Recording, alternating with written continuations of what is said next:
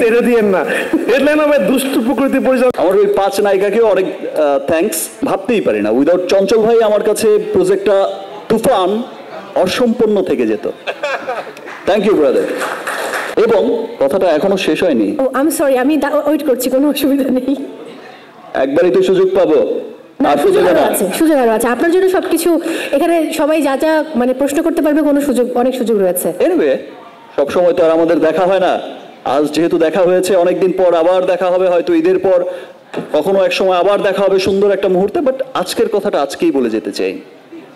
And আমি ধন্যবাদ জানাই শাকিল ভাইকে, এত চমৎকার একটা প্রজেক্ট শুরু করেছে এবং এই যে চরকিকে সাথে নিয়ে, এসবিএফকে সাথে নিয়ে এই যে চমৎকার একটা কোলাবোরেশন, এবং প্রত্যেকটা চরকি যেমন তার জায়গায় বিশাল প্রতিষ্ঠিত, এসবিএফ তার জায়গায় কিন্তু বিশাল প্রতিষ্ঠিত। তো এই যে সমন্বয়টা করেছে, একসাথে করেছে এবং চমৎকার একটা ফিল্মের একটা চিন্তা করেছে এবং বানিয়েছে, সেই জন্য শাকিল ভাইকে অনেক ধন্যবাদ। ধন্যবাদ জানাই রনিকে, প্রথম দিন থেকেই যেভাবে চমৎকারভাবে সবকিছু। পিয়াস আছে যে সামনে, আর সামনে যারা বসে আছে আমাদের ডিওপি তাহসিন, আমাদের আর্ট ডিরেক্টর শিহাব, আদনান, তুমি তো ফাটিয়ে দিয়েছো। এনিওয়ে তুমি আর টাকা চেয়েও না এই ছবিতে, বিকজ এই ছবির পর থেকে তুমি কিন্তু আর্টিস্ট হয়ে যাবে, তো তোমার কিছু দেওয়া উচিত রাফিকে।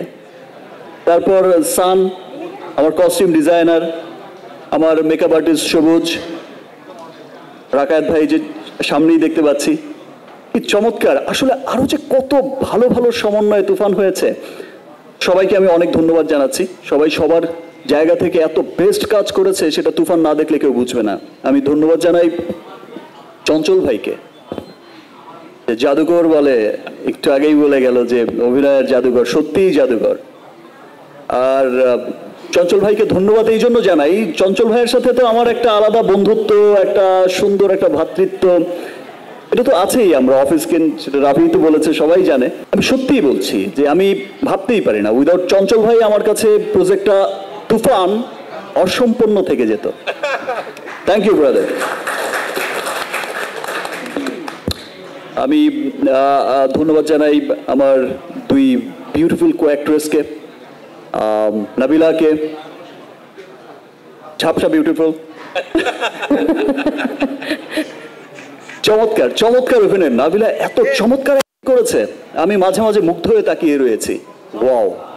এবং এত চমৎকার কাজ করেছে, সেটা আমার মুখ থেকে আর বলার, এই সমস্ত কথা আমার আসলে মুখ থেকে বলার কিছু নেই, কারণ এটা এখন আপনাদের মাধ্যমে বা এই যে ইলেকট্রনিক্স মিডিয়া, সোশ্যাল মিডিয়ার কল্যাণে কিন্তু সেই বিষয়টা সবাই কিন্তু দেখছে। আমি কয়েকদিন আগে আমার ব্যবসায়িক প্রতিষ্ঠান হার্লেনের র্যাম শোতে হেঁটেছি, বহু বছর পর, হয়তো আমি একটা 12-14 বছর পর র্যাম শোতে হেঁটেছি, আমারই ব্যবসায়িক প্রতিষ্ঠান রিমার্ক হার্লেনের।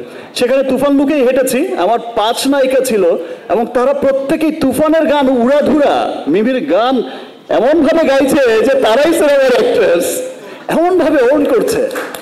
আমার ওই 5 নায়িকাকেও অনেক থ্যাঙ্কস তারা ওন করার জন্য। তো মিমিকে অনেক ধন্যবাদ, আমাকে অনেক হেল্প করেছে, মিষ্টি খাইয়েছে। শাকিব ভাই ও আবার এসে দাঁড়িয়েছে, অসুবিধা নেই। ধন্যবাদ সবাইকে। এখনো শেষ হয়নি, আমি হচ্ছে আপনাদের প্রতিনিধি, সাংবাদিক ভাইয়ের আমার উপর আস্থা রাখতে পারেন, আমার তো আরো প্রশ্ন আছে। আচ্ছা, আমি যদি আরেকটু জানতে চাই, রায়হান রাফি খুবই দুষ্টু প্রকৃতির একজন পরিচালক, সবাই এটা জানেন। উনি কোনো কিছু বলেন না, গোপন রাখতে চান, সুরঙ্গে সব আটকে রাখেন। আপনাকে হেডলাইন করবে, আমি একটু পজিটিভ অর্থে বলেছি, মানে পরের প্রশ্নে যাই, ছেড়ে দিয়েন না। হেডলাইন হবে দুষ্টু প্রকৃতির পরিচালক। কে বললেন? মো। ভিতরে অনেকে তো ভিতরটা পড়ে না। ও আচ্ছা, রাফি ঠিক, ও আসলেই খারাপ। রাফি আমি চেঞ্জ করে দাও। রাফি মোয়ের কথাটা আমি এন্ডোর্স করছি। থ্যাংক ইউ শাকিল ভাই। এমনি আমার জীবন অনেক তুফান টর্নেডো বয়ে যাচ্ছে। যাই হোক, আমি একটু যাই আবার শাকিব খানের কাছে। শাকিব ভাই, আমার প্রশ্ন শেষ হয়নি।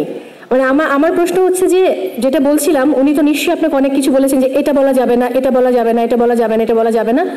যাবে না লিস্ট অনেক লম্বা, সেই লিস্ট থেকে একটা যদি আমাদেরকে আজকে শেয়ার করেন, এমন কোনো গোপন তথ্য। আমার কিছু বলার নেই, আমি চেষ্টা করেছিলাম, আমি ব্যর্থ হয়েছি, এবং আমার ব্যর্থ হওয়ার ভাগিদার আপনারা। যদি আপনারা পরের প্রশ্নে সেটা আসলে উদ্ধার করতে পারেন, আমি আর কথা বাড়াবো না। তবে এখন সাংবাদিক ভাইদের প্রশ্ন, আমার মনে হয় যে এই প্রশ্ন উত্তরের মধ্য দিয়ে অনেক উত্তর আপনারা পেয়ে গেছেন, বাট আমরা মাত্র 7টি প্রশ্ন নেব, কারণ আমরা জানি 7 হচ্ছে লাকি সংখ্যা। যাই হোক, আমরা 7টি প্রশ্ন নেব। এবারে সাংবাদিক ভাইদের জন্য আমি আসলে ফ্লোরটা ছেড়ে দিলাম।